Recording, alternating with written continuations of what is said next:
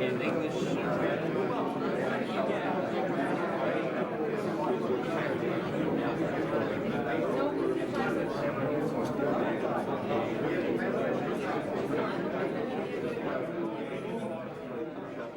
A little bit about my company. We are a global research and consulting company covering a range of industry sectors across the entire natural resources value chain. So my presentation today is going to be, as it was already mentioned, about the competitiveness of the Black Sea in comparison with the Caspian Sea. So we're going to look at the potential of the Black Sea, its advantages, and also the things that could be improved in order to increase competitiveness. Now, let's start with exploration drilling, really to set the scene. Since the year 2000, more exploration wells have been drilled in the Black Sea than in the Caspian Sea. Particularly, many wells were drilled in Turkey and Romania. And the recent gas discoveries in the Romanian sector of the Black Sea, also the oil discovery in the Bulgarian sector of the Black Sea, have really reignited the interest in the exploration drilling in the region. So we can clearly see it on the left-hand side chart. Still, the average size of discoveries remains smaller than in the Caspian Sea. If we look at the Caspian Sea, the situation with exploration drilling is somewhat different there.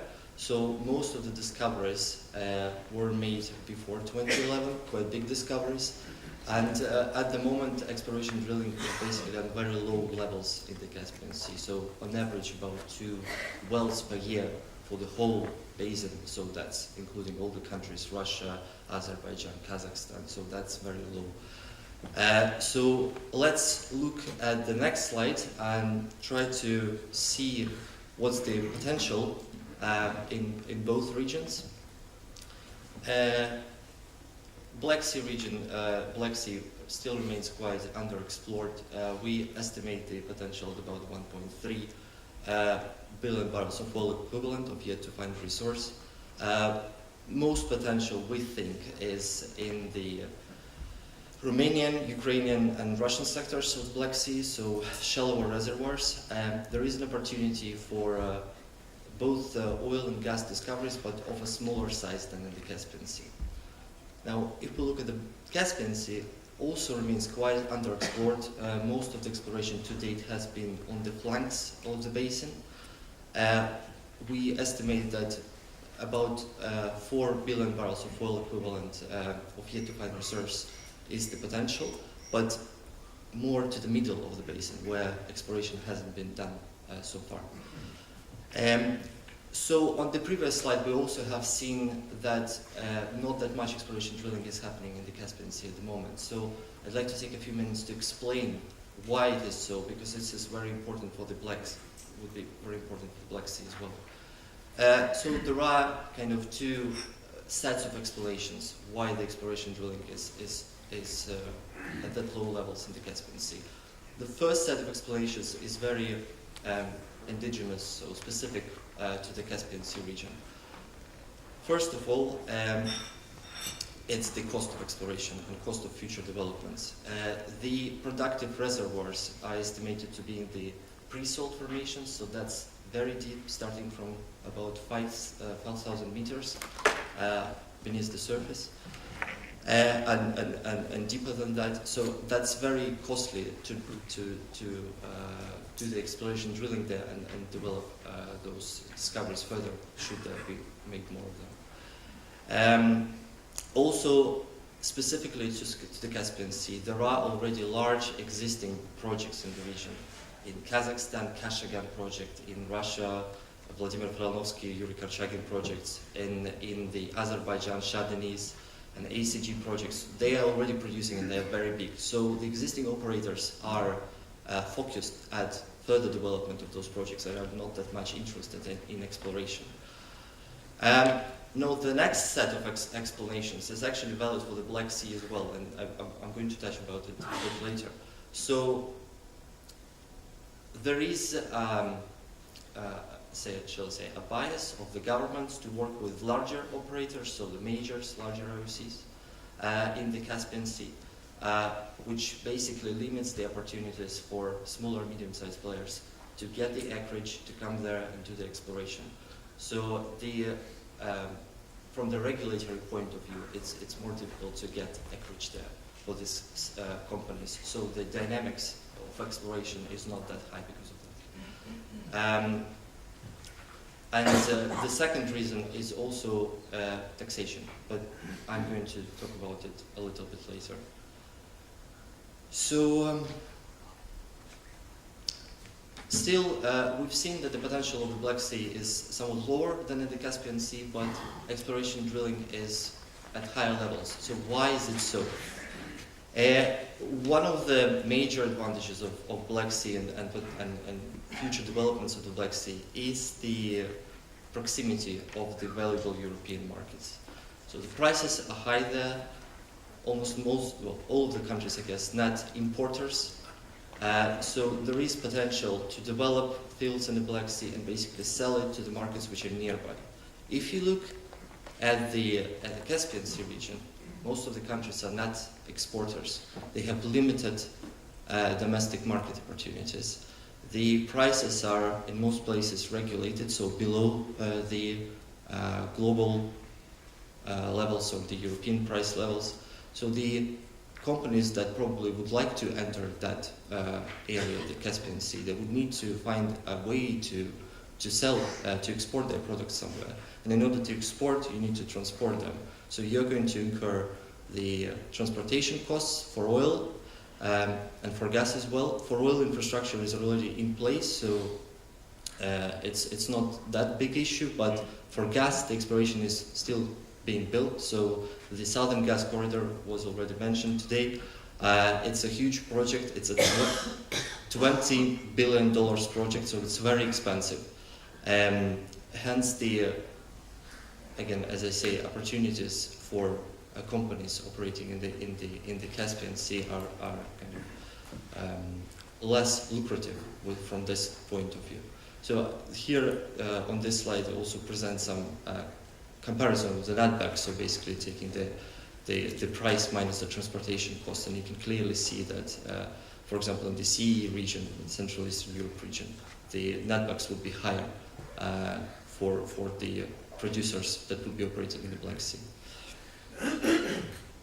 If we talk about the economics of the projects, I was, to be honest, it's a bit difficult to come up with a significant amount of the projects because there are not that many in the Black Sea at the moment. So I've chosen the three that have been producing for some time or are planned to start production or plan to have the final investment decision soon. So that's the Domino, Anaidona, and the Kavarna Kulakra in Bulgaria. So if we compare the break-even prices of the Black Sea projects with respect to the Caspian Sea, so Black Sea, that's about $40–50 per barrel. The Caspian Sea, it's about $40–80 per barrel. So there is the Black Sea has better break-evens from this point of view. And also, if we look at the capital investment cost over the whole life of the project, you can see the Black Sea projects are somewhat in the middle, let's say, so comparable to the costs that are spent in the Caspian Sea. But there is one thing that I wanted to highlight here is the exploration of the Black Sea currently is moving away from the shore, so more towards the deeper water, which means that should there be further discoveries there in that part of the basin, they probably will be more expensive to develop. So this is a risk for the future. There is, though, an opportunity to mitigate this risk, and we basically can look at the Caspian Sea for some examples. So I'm particularly talking about the project synergies, cost synergies. So when a group of, let's say, smaller fields or medium-sized fields could be developed together in order to bring down the costs. So I've picked a couple of examples in the Caspian Sea, and as you can see, about 20% on average of the project cost could be saved by developing projects together. So the same concept could be used in the Black Sea, but in order to do so, we need to have more discoveries.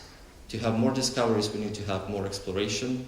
And to have more exploration, we need to basically encourage it. So this is the points that I already covered previously.